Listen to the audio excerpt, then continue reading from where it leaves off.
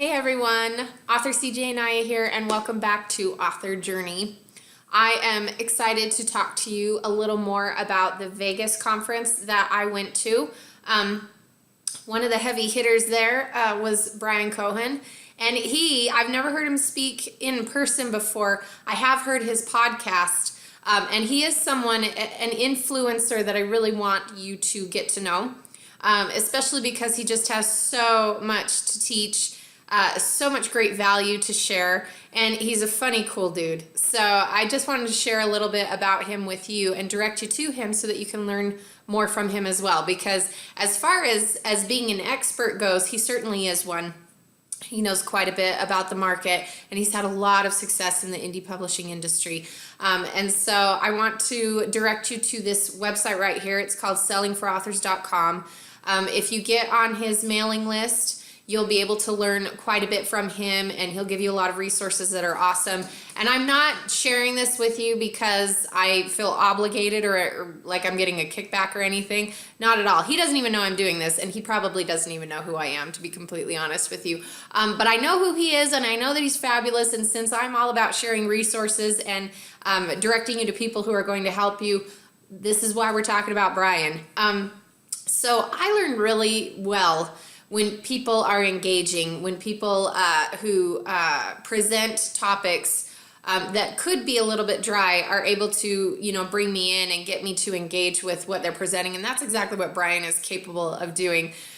He really plays to his strengths, which he talked about in his presentation when he said that when it comes to selling your books, you need to rely on your strengths. And so he talked about how he did, some theater and performing in high school and college, and he's an entertainer, he's a performer, and so he used that to create relationships with his followers and his audience, and he decided to create a podcast. And you can see it right here.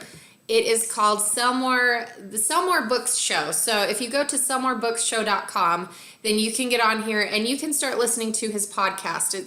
It's really pretty great. I enjoy it. And so he's very entertaining. He's very funny. And so he has really played to his strengths, because when he's teaching you, he's also cracking jokes and just very approachable and relatable. And I learn best that way. I really do. When I can laugh and joke and have a good time, that's when I'm learning the best. And so I appreciated just how fun the guy is and how helpful he is. And one of the things that he talked about in his presentation was that in order to build a relationship with your followers, you do need to play to those strengths, but you also need to share a little bit of yourself, be a little bit vulnerable. So I have done that a little bit in my, mailing list. I share personal stories. I probably overshare, to be completely honest with you. If you are on my mailing list at all, you probably know that I overshare quite a bit. And there may be some things where you're like, I didn't need to know that, Cindy, and that's fine. But he also, tells you to play to your characters as well. I even have my notes here. I wrote them down. But he says you can use your skills, you can use your characters, and you can use your storytelling abilities to create better copy for your emails, and to engage your people on your email list and people on your Facebook page or social media.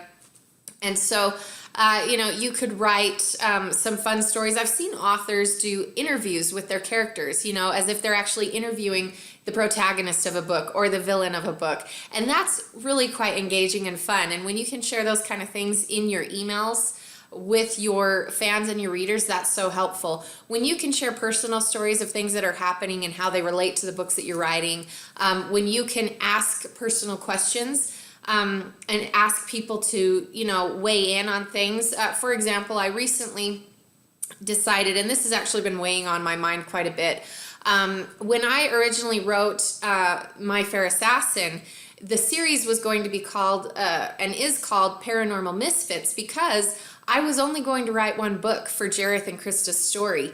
And by the end of it, I finished it, got it published, and I realized that I had left it open too much, that readers were going to be upset and feel like the story wasn't completely finished. And that was the response that I got. People wanted more of Jareth and Krista. And I had originally planned on just, making it their own story, even though I kind of left it open a little bit. I guess I was just like, they can decide, where Jareth and Krista go with this. after this happens. But these characters were so popular that I realized that I needed to make their story a series. There was really a lot more story there, but I had originally intended to take different supernatural creatures, paranormal creatures like vampires, werewolves, mermaids, and even creatures that are not have not really saturated the market. Some myths and legends and things that from the Filipino culture, from a lot of different cultures that I've done a lot of research on, just because I'm so fascinated with learning that kind of stuff, but also because it presents so many opportunities to write new things. And I was going to make them misfits in their own worlds, just like Krista feels like a misfit because she doesn't quite fit into the human realm or the society there, and she doesn't know why. She doesn't realize she's a fairy. And so it was just going to be Paranormal Misfits. And what ended up happening is the Paranormal Misfits series became the Jareth and Krista Show. So the series title doesn't really work for it anymore because I'm no longer focusing on a lot of different misfits and their different stories, and making them all standalone stories. So I realized that the title just doesn't fit. And a lot of people refer to it as My Fair Assassin series. I do that all the time. So, I contacted everyone on my email list and I said, I need your input. Tell me what you want. Tell me what you think would be better. Do I need to change it? And it was almost unanimous. Everyone was like, I had a few people say, I didn't even realize it was called Paranormal Misfits. I thought it was My Fair Assassin series. So anyway, so now I know, and it was great to get their feedback and to talk to them about it, because you're building better relationships with your fan base, and you're asking them what they want. These are your readers. These are the people who you're catering these books to. This is your target market. And it's important to make sure that when you're writing these things and you decide to make these big changes, that you ask them about that. Let them weigh in on it. Because if you're unsure about a move that you're going to make in your books or something like that, ask them. Ask them what they want. Ask them what they'd like to see. If maybe you're having a little bit of writer's block and you're not really sure how to go about the next book in a series, or, just ask them what things they think should happen in the next series. It will give you so much material to work with because you'll see what their expectations are. And so I was planning on doing this, but when Bryan talked about these types of relationships and writing that kind of copy in your email, it really hit home to me. And he does this so well because I am on his mailing list and I do really enjoy his stories. And I enjoy what he shares and how he ties it into everything that he's doing for authors.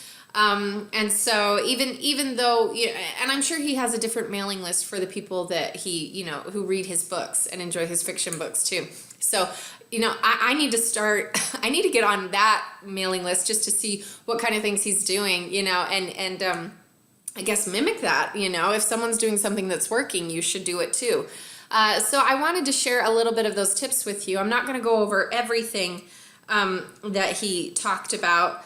But basically just highlight some of the important things, just personal stories that connect you to your readers. And then, ask open-ended questions so that they can participate. And then basically, you really need to start listening to his podcast. I know that I've shared a lot of information with you of people you can follow and maybe you're getting a lot of mail. Just pace yourself. Learn what you need to learn. Figure out who you really want to follow. You don't have to follow everybody, I recommend.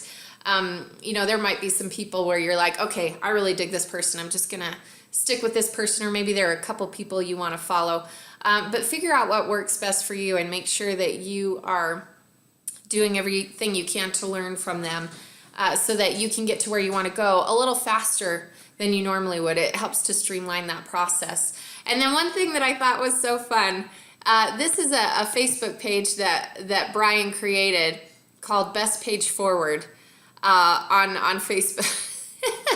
I didn't even know this until I looked it up today, but this dude was on, what is this? I can't even remember what this TV show is called anymore.